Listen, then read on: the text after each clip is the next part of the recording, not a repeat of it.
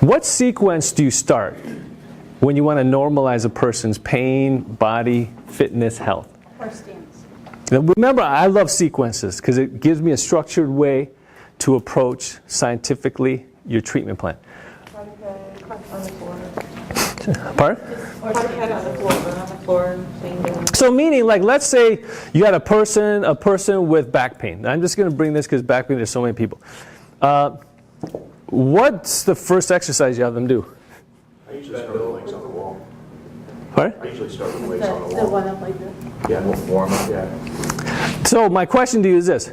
Do you start warming up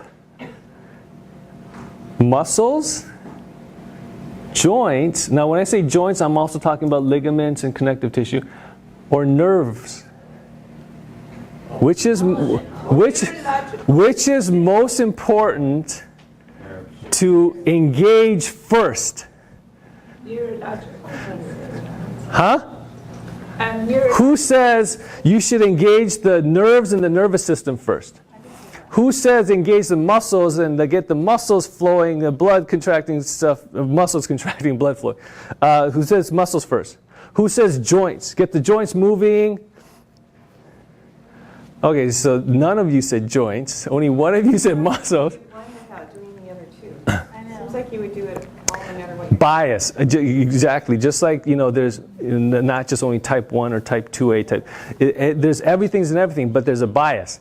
What do you bias? The nervous system, the muscles, or the joints? Now, what I mean by that is, let's say you want to get a patient, get them started on movement. Do you have them do mini squats and really get their quads and their glutes? Okay, or do you get them on the bike and just get their joints moving, just motion? Or do you engage their nervous system? The reason why is there's a sequence to this as well. If you want to prime the body for max performance, you prime first the nervous system. Then you prime the muscles. Then you prime the joints. Now, if you follow this sequence, you will get better performance out of athletes, but you'll also get better performance out of patients. And the reason why I love yoga is yoga in almost every single move primes the nervous system. Unlike any other movement art or movement science, primes the nervous system. That is why Mike started yoga for back pain workshops. Which, do you get patients out of that? Yeah. So, will you share with the class maybe tomorrow or something of how you're doing that? You bet. Yep. Because yoga works. Now, I think it's very limited on what people do in just doing yoga, because to me, yoga is just the beginning.